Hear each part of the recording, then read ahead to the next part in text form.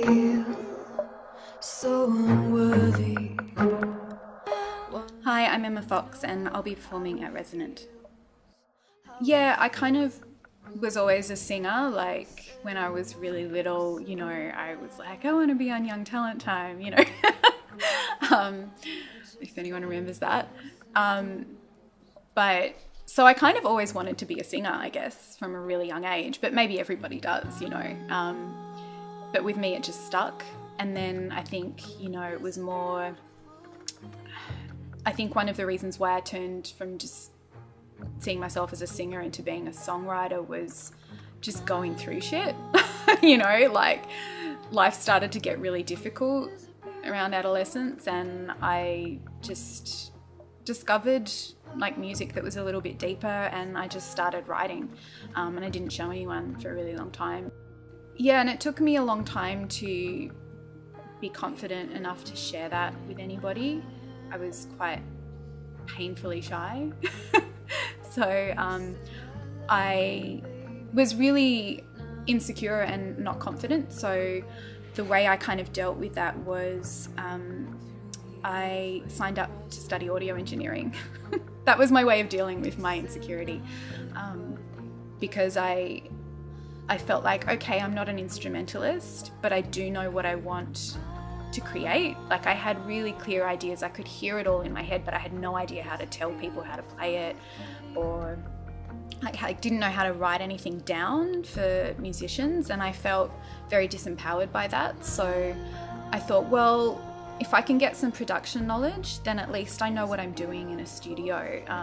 Because I was, doing a little bit of work as a singer, doing session stuff, and it's quite a disempowering experience when you're very young, when you're like a teenager and teenage girl, and you don't necessarily know how mics work or how studios work, and producers can be assholes. Can I say that? So yeah, that's how I ended up getting into electronica, because I wanted control. I wanted creative control, and I didn't want to be at the mercy of someone telling me, well, that idea sounds really crazy, that's not going to work, or that's not how a chord progression works, or that we can't make that happen. Because I was like, well, why not? And as it turns out, I was totally right. You can make anything happen sonically. It doesn't need to be something that makes sense. He said, I'm gonna make you sing. You're gonna show me all you've been hiding. You're gonna sing for me in a dark room where no one but me will ever hear you. I'm really influenced by Kate Bush as a songwriter. I really love the way that she just goes from doing really beautiful, melodic, slightly conventional sort of ideas, and then just goes right in the deep end with just some real dark shit.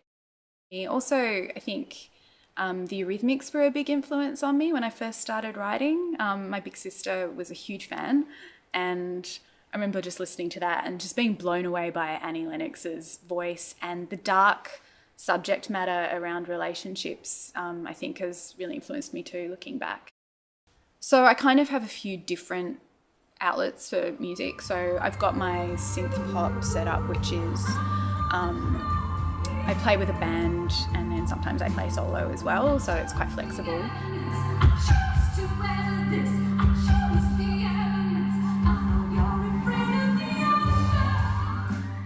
When I'm doing my more abstract stuff, I kind of mix it up. I don't really plan ahead. I just sort of, maybe a day or two before the show, I'll just have a look at what gear I happen to have.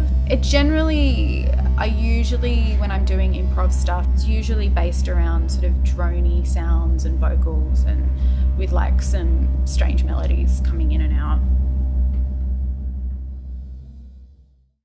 I just bought an O-Coast though, so no coast, O-Coast, zero coast. I never really know how to say it, but I think no coast is correct. Anyway, I just got one of those, so I haven't had to play with it yet, so I will play with that and probably do something with that and some vocals.